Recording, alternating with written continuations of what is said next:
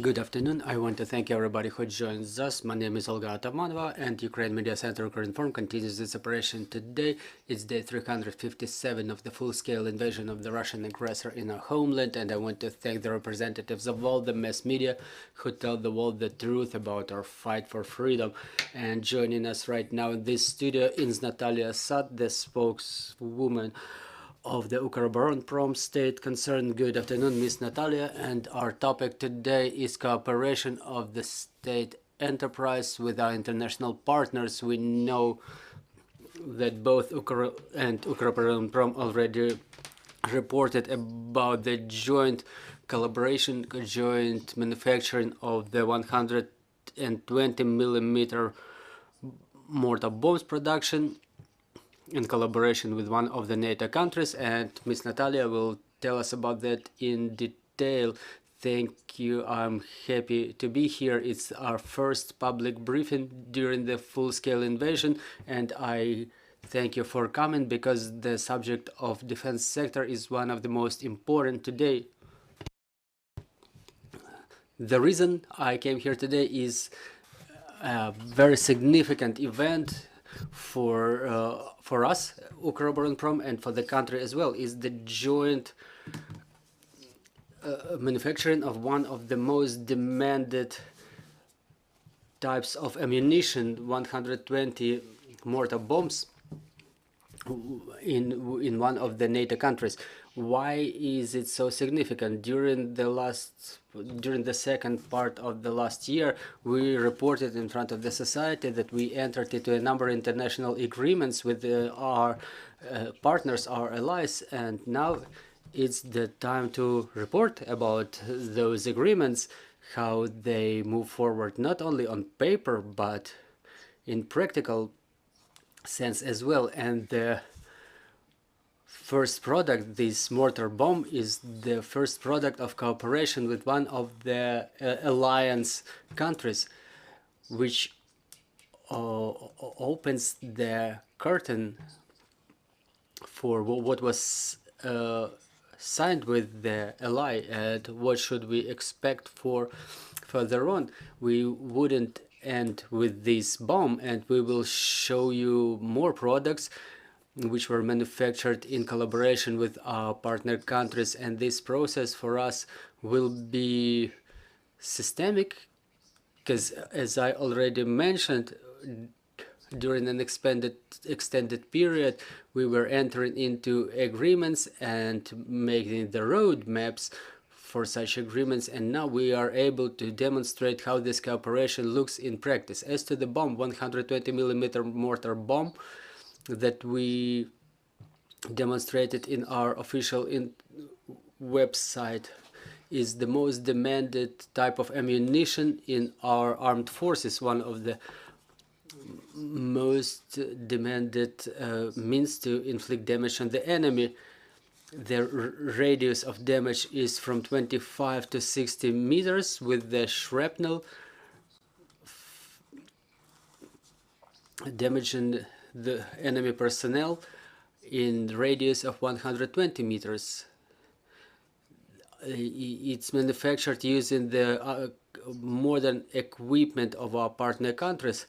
And what's the difference between 120mm bomb and 82mm bomb? If 82mm bomb is the Ukrainian product manufactured in foreign manufacturing capacities, we use the manufacturing capacities of our partners, our allies, to assemble this important means of damage abroad. So 120mm mine is the foreign product. It was jointly developed, and so we worked together with the partners in its development and manufacturing. Meanwhile, both bombs are being assembled on a modern equipment which allows for working every single millimeter of the shell that influences the ballistics of the shell of the bombs, the trajectory and the precision of damage. So I could summarize that the appearance of this 120mm bomb is first joint product with one of the NATO members. So why don't we divulge the origin, the name of this country? This is the non-disclosure article of our agreements that we entered into, and second is the security, because it's one of the Central European countries who suffers or is threatened by some information hybrid risks, and we don't divulge the name of this country, but after our victory we will report who was in cooperation with us in manufacturing this efficient ammunition. So, and another thing why it's significant to us is the integration into cooperation chains with the North Atlantic Treaty Organization. 2 years before, we were talking about transformation of Ukroboronprom into a modern defense corporation, and the war became a catalyst for such transformation. And what we only could dream about before the full-scale invasion, it started happening during the war. It's corporatization of our enterprises, transformation into more flexible forms that allow creating joint enterprises. I think soon we will report about the first joint enterprise with our allies, where with the ownership divided 50-50. And the second thing is the joint manufacturing. No matter how we try to avoid those conversations, there are concerns about transfer of technologies, about copyright and intellectual property, and so on and so forth. So there are always concerns and caution in such matters. So war expedited that process. So our distance with our allies becomes shorter.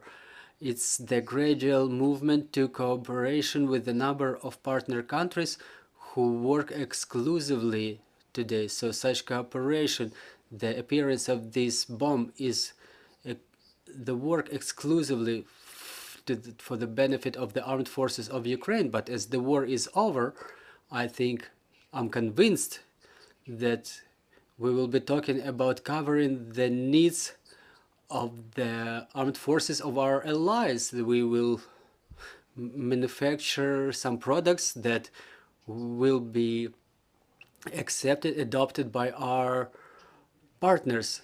So we are now integrating into cooperation chains with the NATO countries.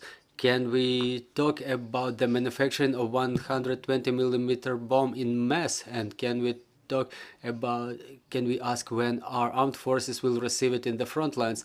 Well, now we're talking about the serial manufacturing. Well, the difference between serial and mass manufacturing is the number of units being manufactured, which can be called serial. The serial manufacturing, so those bombs are manufactured in series but not in mass. So we hope to cover the needs of the armed forces of Ukraine in the broadest range of types of ammunition, and this is where we move into. But for the time being, it's not a mass production but serial production. When our armed forces will be able to receive these bombs, well, I cannot give you the exact dates, but it will happen soon. We will post the information in our official web resources. If we have any questions on the floor, please go ahead and ask. Good afternoon, Angelina Straskovich, Ukrinform. It's known that Ukroboronprom works actively on development of the UAV with the effective distance of 1,000 kilometers. So what phase is the development of this UAV is in? We've already seen the video of it's being launched. Well, it's a different UAV. Well, I'm being asked this question almost every day by different TV channels, and no matter how bad I wanted to open the curtain, we have certain undertakings in front of our Air Force that we cannot divulge the information about the development of this UAV and what's going on about it, but the time will come when you will find out about this. So unfortunately, I'm not in liberty to divulge any information. Even we even cannot say if it's already commissioned. Well, for any type of material to be commissioned, it's a whole procedure. We're talking about the manufacturing of UAVs by Ukroboronprom. It's a multi-purpose platform. It can be both a fire correction drone and intelligence drone, but we're mostly talking about the strike drone. It's our development that we developed at our own cost, and for the time being, it's our contribution to the victory that is being achieved at very high price. And we're talking about this UAV being manufactured at our own cost, in our manufacturing capacities, and as soon as the drone is commissioned, we will be able to talk about the subsequent phases. And if I may, I will use this tribune to say why we are so cautious. Well, everybody understands the war is still on, and any word said about the operation of the defense enterprise is a risk, not only for the manufacturing capacities, but for the people as well. For us, life and health of our employees is the highest value. Those are not just the empty words, because we lost 10 of our employees after the enemy strikes. So we are very cautious talking about the operation of defense sector during the war, and we will be talking in very vague figures about the volumes of manufacturing, because the enemy intelligence keeps working. This is why we don't divulge the number of shells that we supply, but you will be hearing the information not in absolute figures but in comparative figures. For example, we summarized the previous year, and we were able to manufacture and to supply the armed forces from 5 to 8 times more products than it was during previous year. So some keep asking why there is such a gap, 5 to 8 times, because for some types of material and ammunition it's 5 times more, for other types it's 8 times more. And why don't we tell you what kind of ammunition or material is this? Because it's the radars, is the strike material. And if we say that in this field we increase the manufacturing 8 times more, the range of enterprises which may be targeted by enemy missiles will be narrowed. Well, if we're talking about X, Y, and Z enterprises that concentrate all the manufacturing, because if say X enterprise manufactures 8 times more products, that will be a call for enemy fire. So this is why we're not mentioning the types of material, but we keep documenting it, and after the war is over we will divulge all the information, all the exact figures about what was supplied to the armed forces. And comparing with the pre-war time, it's been 8 years of the war for the time being. So talking about year 2021, now logistically, from logistic point of view, it all looks very difficult.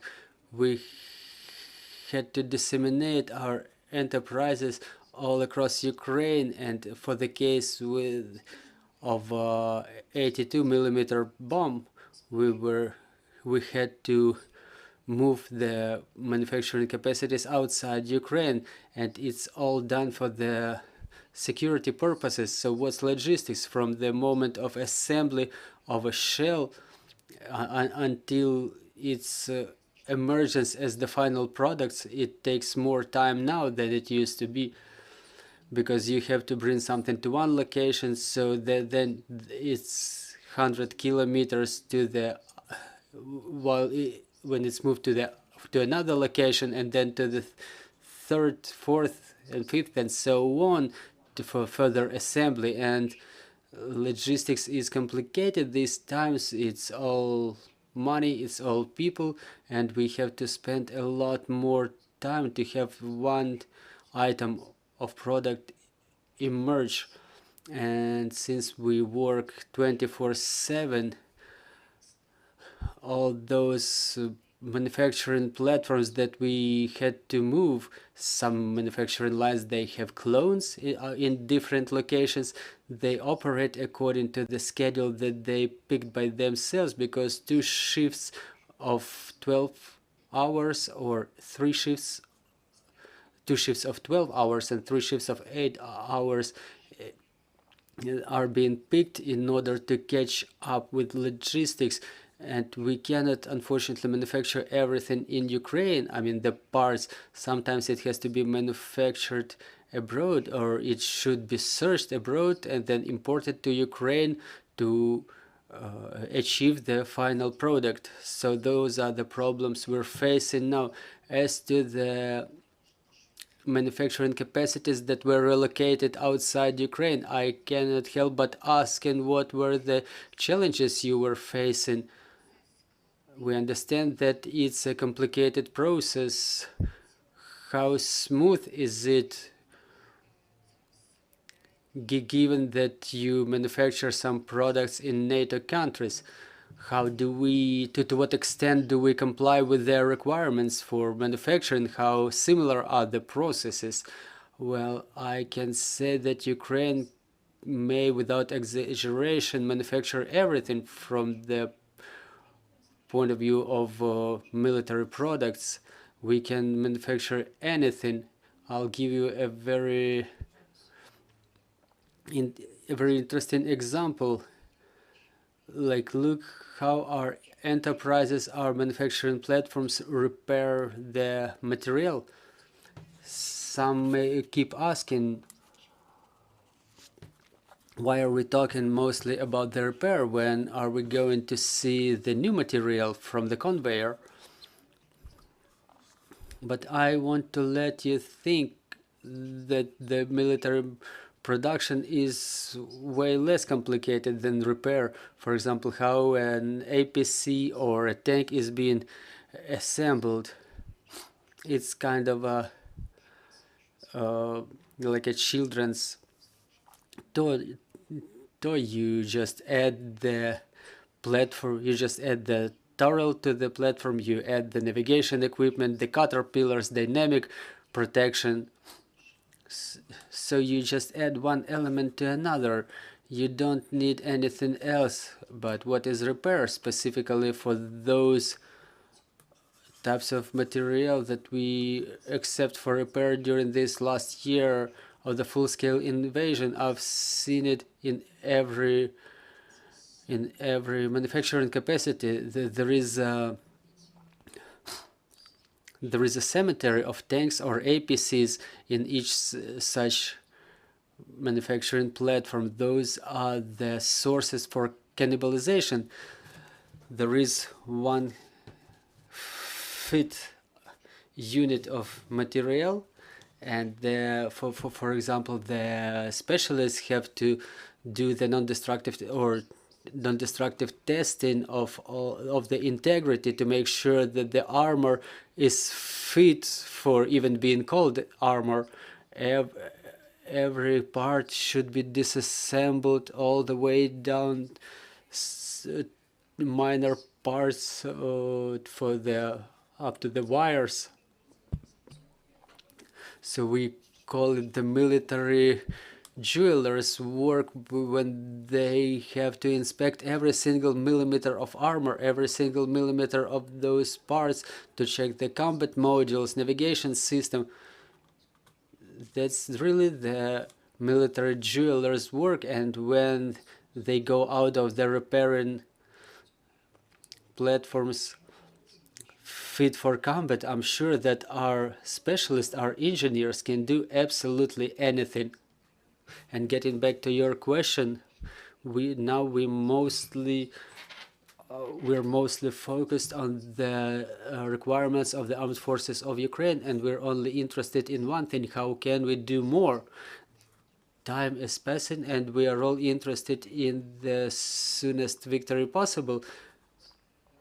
And our people who were relocated, obviously, it means complications, but during this time of full-scale invasion, you called that figure, you mentioned that figure, how many days we keep resisting. We stopped counting all those strikes.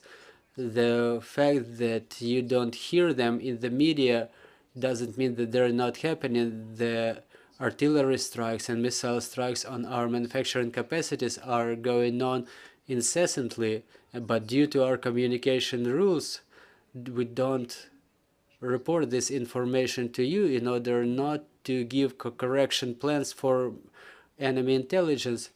There were more than 120 strikes previous year, and then we stopped counting and we stopped divulging it publicly.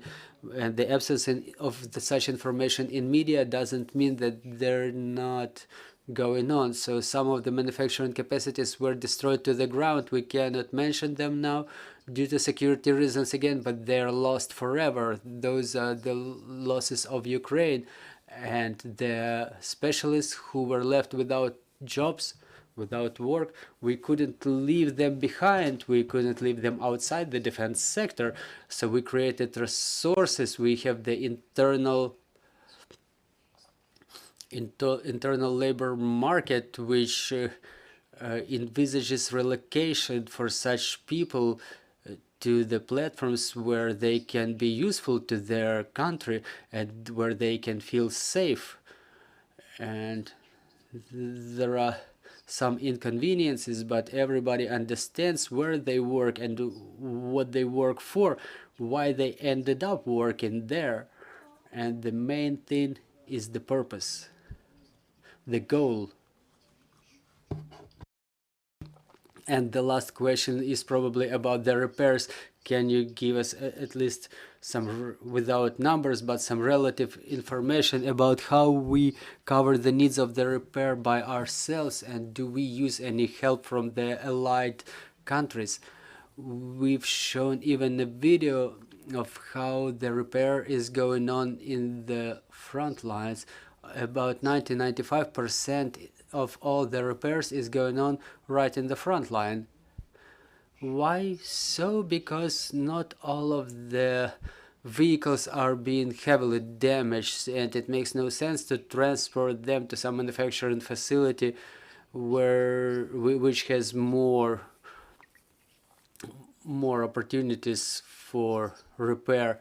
And the mobile teams just arrived to the front lines in coordination with the military, with the command of the military units. They inspect the material damaged, they repair them on spot. As I was explained by my colleagues, the record was 6 vehicles per day. So it was like light or medium damage that they were able to mitigate right on spot. It's convenient because the vehicle may be left in the front line without being transported, and it remains with its unit. Obviously, if it's heavily damaged, it's being transported to a manufacturing facility, to a repairing facility, and all the further procedures are being undertaken in its regard. Well, we comply with all the tasks set by our commander-in-chief, and there is a poster in our office which says that the word impossible is prohibited in this office. So talking about the volumes of repair, that there is nothing impossible, that there is a task set by the commander-in-chief, and there is only the incessant search of how to achieve the fulfillment of this task. And we mostly do all the repairs by ourselves. However, we expand our capacities thanks to the capabilities of our partners. We can do it in a faster manner. Well, we can, for example, we can repair it, but it will take 3 weeks, and using help and support of our allies, we could do it in 2 weeks. Time is a very expensive resource, and one of the examples is about the agreement we entered into with Czech manufacturer Vopa Czechia, is the manufacturer of armored vehicles, and we will work with them, we will cooperate with them in the area of repair of wheel and caterpillar armored material. So is the example of cooperation which says that our capacities are not probably enough to fulfill the tasks in full, and we will resort to the support of our partners for this purpose. Thank you very much for joining us. I'm reminding you, joining us was Natalia Sad, the spokesperson of the Ukroboronprom state concern. Our next briefing is at 14:30. The ambassador extraordinary and plenipotentiary of Ukraine to the United Kingdom. So bear with us, follow our announcements, and work together for our victory. Glory to Ukraine. Thank you.